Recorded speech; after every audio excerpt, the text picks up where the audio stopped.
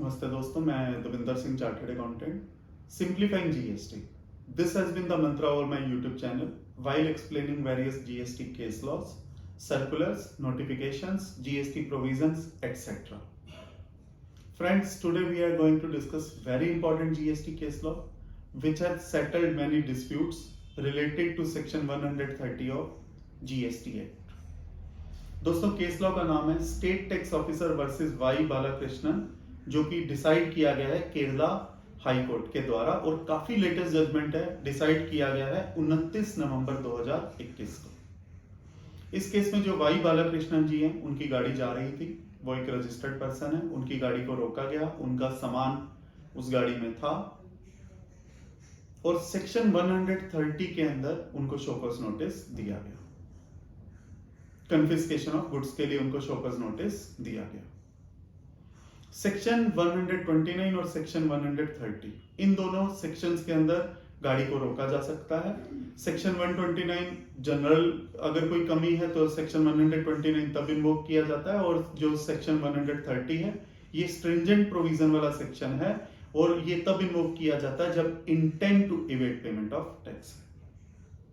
Y Balakrishnan ji चाहते थे कि इनके गुड्स को रिलीज किया जाए और इन्होंने ऑफिसर्स को अप्रोच किया, पर ऑफिसर्स ने ये कहते हुए कि सेक्शन 130 में ऐसा कहीं भी नहीं लिखा हुआ कि गुड्स को प्रोविजनली रिलीज किया जा सकता है, तो हम आपके गुड्स को प्रोविजनली रिलीज नहीं कर सकते. पहले केस को एडजुडिकेट होने दिया जाए, and once adjudication is over and only after that, after you pay applicable fine, tax penalty or any other charges that may be levied upon you, only after that your goods can be released. क्योंकि जो provisional release के जो relevant section है वो है section 67 sub section 6, जो कि invoke किए जाते हैं जब प्रोविजनली किसी को अपने गुड्स रिलीज करवाने हो. इंस्पेक्शन, सर्च एंड सीजर के अंदर यदि उसके गुड्स को कन्फिस्केट किया गया हो, या सेक्शन 129 के अंदर भी गुड्स को प्रोविजनली रिलीज करवाया जा सकता है bye filing form MOV08. But section 130 के अंदर ऑफिसर्स का कहना था कि कोई ऐसा सेक्शन नहीं है जिसमें गुड्स को प्रोविजनली रिलीज किया जा सकता है. वाई बालाकृष्णन जी ने हाई कोर्ट को अप्रोच किया, रिट पिटीशन दाखिल करी article 226 of constitution of India के अंतर्गत, और हाई कोर्ट ऑफ केरला ने एक इंटरिम ऑर्डर दिया ऑफिसर्स को कि गुड्स को रिलीज किया जाए after depositing fine by the petitioner. State tax officer ने हाई कोर्ट ऑफ केरला में अर्जी दाखिल करी कि रिट पिटीशन का रिव्यू किया जाए, इस ऑर्डर को दोबारा से रिव्यू किया जाए, और क्योंकि अभी तक केस डिसाइड नहीं हुआ है, अभी तक एडजुडिकेशन नहीं हुई है, गुड्स को रिलीज ना होने दिया जाए. दोस्तों, यहां से इस केस की खूबसूरती शुरू होती है. हाई कोर्ट ऑफ केरला ने दो सेक्शंस के ऊपर काफी एम्फेसाइज दिया, section 130 subsection 2 and section 130 subsection 7. जो सेक्शन 130 सबसेक्शन 2 है उसमें यह कहा गया है कि गुड्स को रिलीज कर दिया जाएगा if owner deposits fine in lieu of confiscation.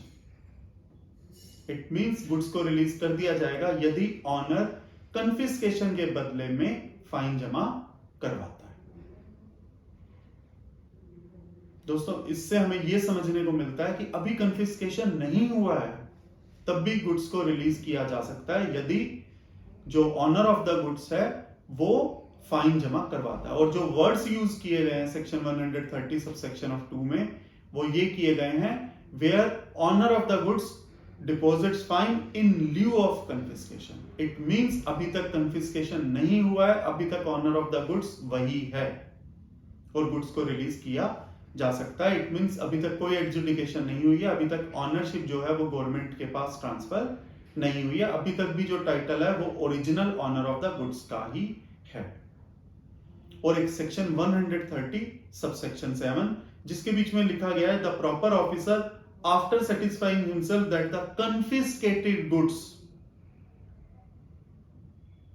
are not required, तो वो पहले 3 महीने मौका देगा original owner of the goods को कि वो फाइन, टैक्स पेनल्टी और अदर चार्जेस पे करें और अपने गुड्स को रिलीज करवा ले.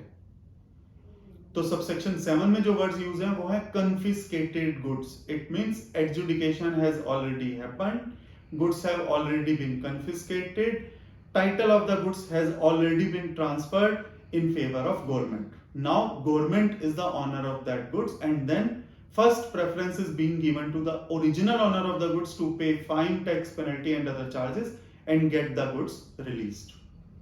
तो हाई कोर्ट ने कहा सेक्शन 130 के अंदर दो सूरतों में गुड्स को रिलीज किया जा सकता है। यदि कन्फिस्केशन ऑर्डर पास नहीं हुआ है तब भी गुड्स को रिलीज किया जा सकता है बाय पेइंग फाइन, और यदि गुड्स कन्फिस्केटेड हो चुके हैं तो सेक्शन 130 सबसेक्शन 7, और तब भी गुड्स को रिलीज किया जा सकता है, और पहली ऑप्शन जो है वो original owner of the goods को दी जाएगी। ये पहला क्वेश्चन उन्होंने आंसर किया। दूसरा खूबसूरत क्वेश्चन जो सामने आया कि क्या ओनर ऑफ द गुड्स को सेक्शन 130 सबसेक्शन 2 में सिर्फ फाइन पे करना और उसके गुड्स को रिलीज कर दिया जाए, या उसको टैक्स, पेनल्टी और अदर चार्जेस भी पे करने हैं और उसके बाद ही उसके गुड्स को रिलीज किया जा सकता है। इसके लिए जो रेलेवेंट सबसेक्शन है वो है सेक्शन 130 सबसेक्शन 3, जिसके बीच में ये लिखा हुआ है कि honour shall pay in addition to fine, and he will be liable to pay in addition to fine, tax, penalty and other charges. तो काफी इंपॉर्टेंट वर्ड है be liable, और जो आगे जो वर्ड्स यूज है इस सेक्शन में वो है tax, penalty and other charges payable, not to be paid. It means after adjudication order होगा, गुड्स कन्फिस्केटेड होंगे और उसके बाद ही टैक्स, पेनल्टी और अदर चार्जेस को पे करने की जरूरत है। इट मींस जब तक गुड्स कन्फिस्केट नहीं हुए हैं, सिर्फ शोकॉज नोटिस है, तब तक सिर्फ फाइन देकर भी गुड्स को रिलीज किया जा सकता है। और एक तीसरा प्रश्न जो आया कि जो फाइन पे करना है उसकी कोई लिमिट नहीं दी गई है इस सेक्शन के अंदर, सिर्फ ये कहा गया है कि जो फाइन है वो market value of goods less tax से ज्यादा नहीं होगा। तो अब अगला क्वेश्चन उठता है कि मार्केट वैल्यू ऑफ गुड्स क्या है। मार्केट वैल्यू ऑफ गुड्स के लिए जिस सेक्शन को हमें रेफर करना है वो है section 2 close 73 of CGST act. और मार्केट वैल्यू वो है जब बायर और सेलर आपस में रिलेटेड नहीं है, जो भी प्राइस वो आपस में डिसाइड करते हैं, जो मार्केट में यूजुअल जो उसकी कीमत रहेगी वही उसकी मार्केट वैल्यू कहलाएगी। अब कभी कभी ये भी हो सकता है कि गुड्स के ऊपर MRP काफी ज्यादा लिखी हो बट उसकी मार्केट वैल्यू, जिस वैल्यू पर वो गुड्स को मार्केट में बेचा जाएगा वो डिफरेंट हो। तो हाईकोर्ट ने ये भी कहा कि आपको MRP नहीं लगाना है फाइन के बदले, आपको मार्केट वैल्यू लेनी है, और ये मैक्सिमम वैल्यू है मार्केट वैल्यू।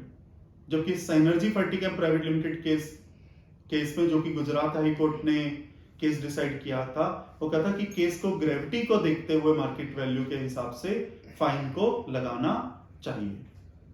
जो मैक्सिमम वैल्यू है वो है मार्केट वैल्यू लेस टैक्स, जबकि फाइन जो है वो इससे कम भी हो सकता है, और केस की ग्रेविटी को देखते हुए फाइन का अमाउंट जो है वो डिटरमाइन किया जाना चाहिए। दोस्तों, मैं उम्मीद करता हूं इस केस लॉ से आपके प्रोफेशनल एंडेवर्स में काफी हेल्प मिलेगी, और ये हमें इस केस लॉ से हमें ये भी सीखने को मिलेगा कि गुड्स को कन्फिस्केशन वाले केस में, सेक्शन 130 वाले केस में जब सिर्फ शोकॉज नोटिस जारी हुआ है और एडजुडिकेशन नहीं हुआ है तब भी गुड्स को रिलीज करवाया जा सकता है, और ये केस लॉ हमारे लिए काफी यूजफुल साबित होगा। धन्यवाद।